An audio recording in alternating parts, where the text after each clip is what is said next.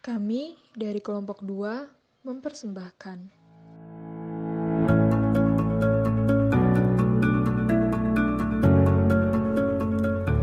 Randall Company didirikan pada tahun 1968 yang merupakan firma desain dan teknik internasional multidisiplin milik swasta yang menyediakan solusi yang berfokus pada pelanggan kontraktor dan klien internasional pada proyek-proyek teknik dan konstruksi besar di seluruh dunia. Randall Company memiliki struktur organisasi, di antaranya manajemen puncak dan 7 divisi operasi, yang mana masing-masing divisi bertanggung jawab kepada bagian pembuatan dan pemasaran di sektor produksinya masing-masing. Randall Company memiliki presiden yang diduduki oleh James Hodgkin dan kontroler korporat yang diduduki oleh Fred Bevins, dan divisi operasi yang terdiri dari General Manager Divisi dan Controller Divisi. Dari 7 divisi Randall Company, divisi yang terkecil mempunyai angka penjualan per tahun sebesar 50 juta, sementara angka penjualan per tahun yang terbesar sebanyak 500 juta. Tetapi pada tahun 1970-an, angka laba mengalami penurunan dengan pesat. Sebagai pengontrol divisi Randall Company hanya melaporkan pekerjaan kepada atasannya, yaitu General Manager Divisi. General Manager Divisi membicarakan budget divisinya dengan manajemen puncak, dan pengontrol divisi hanya diminta untuk membicarakan hal-hal teknis dan dia diberlakukan sebagai staf. Di perusahaan ini juga terdapat sistem pengandaian anggaran. Akan tetapi, pelaporan dilakukan langsung oleh divisi operasi kepada manajemen puncak tanpa melalui analisis yang mendalam oleh pengendali perusahaan. Dengan begitu, masalah yang terjadi adalah 1. Laporan yang dibuat tidak melalui kontroler korporat tetapi langsung diberikan kepada manajer puncak oleh General Manager Divisi. 2. Tidak ada transparansi yang terjadi di antara kontroler korporat dan kontroler divisi. 3.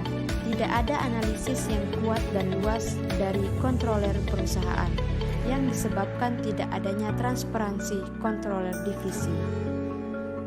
4. Lebih mengutamakan kedekatan yang loyalitas General Manager Divisi untuk mendapatkan kepercayaan dalam kontroler pada divisi.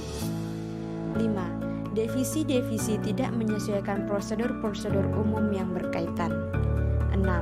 Sulit dalam mengadopsi sistem modern dikarenakan adanya egoisme dan hubungan yang kurang baik atau tidak saling mendukung antara kontroler korporat dan divisi.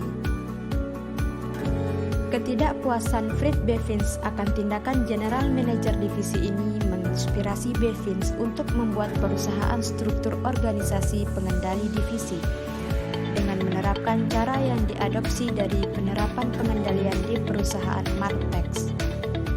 Martex Company menerapkan penggambaran tugas dan tanggung jawab organisasi. Caranya adalah pengawas organisasi dibebani dengan tanggung jawab dalam menetapkan standar biaya dan keuntungan perusahaan serta mengambil tindakan yang tepat untuk melihat apakah standar ini sudah tercapai atau belum. Pengendalian divisional melapor pada pengendali korporat dengan tujuan transparansi dalam isu pengendalian anggaran. Laporan dari pengendali perusahaan umumnya dirasa lebih valid karena adanya informasi yang masih biasa dari hasil audit atau pemeriksaan yang dilakukan oleh kontroler divisi. Akan tetapi, Randall Company ternyata mengalami kesulitan untuk melaksanakan teknik pengendalian yang lebih modern dikarenakan adanya hubungan yang kurang baik atau tidak saling mendukung antara pengendali korporat dan divisi, yang mengakibatkan terjadinya tambahan biaya dalam anggaran perusahaan untuk memperbaiki hal tersebut. Jika perusahaan tersebut menerapkan sistem dari perusahaan Martex, akan tidak efektif karena akan terjadi keterlambatan dalam proses pengambilan keputusan. Sulitnya melakukan perubahan juga berpotensi menimbulkan masalah antar anggota organisasi atau karyawan perusahaan, sehingga bahkan bisa menyebabkan disfungsi dan inefisiensi dari proses kerja. Maka dari itu, tidak dianjurkan mengadopsi struktur organisasi yang diterapkan di perusahaan Martex, agar Rendel tidak melakukan perubahan organisasi yang langsung radikal. Karena perusahaan Rendel Company tidak sesuai dengan sistem di perusahaan Martex yang lebih modern. Jadi, lebih baik memperbaiki pengendalian di dalam perusahaan atau memperbaiki fungsi kontrolernya. Meskipun keuntungannya adalah dapat minimalisir biaya-biaya tambahan di anggaran biaya dan lebih mudah untuk adaptasi program kontrol yang baru. Hal menarik dari kasus ini adalah kita mengetahui bahwa suatu sistem di perusahaan tidak dapat diterapkan di perusahaan lain karena kebutuhan dan tujuan mereka berbeda-beda. Karena sistem akuntansi sudah lama dipakai oleh perusahaan, perubahan mungkin tidak mudah diterima oleh divisi yang bersangkutan.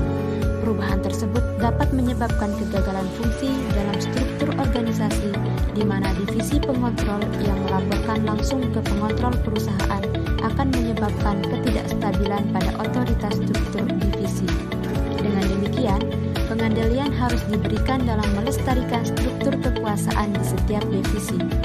Lebih baik jika perusahaan menghadapi masalah pembengkakan dalam anggaran biaya daripada menyerah pada perintah di setiap divisi dan mengacaukan baris depan dari otoritas. Penjagaan pengontrolan saat ini akan lebih baik daripada mengubahnya ke dalam struktur Martex dalam mencapai tujuan dan sasaran perusahaan. Kasus pada perusahaan Rendel Company berkaitan dengan perilaku dalam organisasi, di mana terdapat beberapa faktor informal yang mempengaruhi keselarasan tujuan. Budaya perusahaan Rendel Company dan budaya perusahaan Martex sangat berbeda, sehingga tidak dapat diadopsi. Hal ini merupakan salah satu pemicu permasalahan dalam kasus. Ada pula gaya manajemen yang diterapkan tentu berbeda dengan perusahaan lain, serta aturan-aturan pada sistem pengendalian formal yang digunakan tentu saja berbeda dengan perusahaan lain, sehingga kecil kemungkinan untuk diterapkan di perusahaan Rendel seperti pengendalian anggaran, di mana laporan anggaran akan langsung diberikan kepada manajer puncak.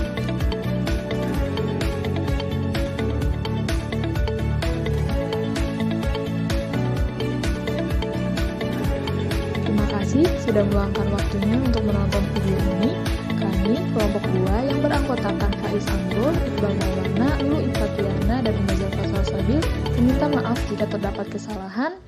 Terima kasih. Wassalamualaikum warahmatullahi wabarakatuh.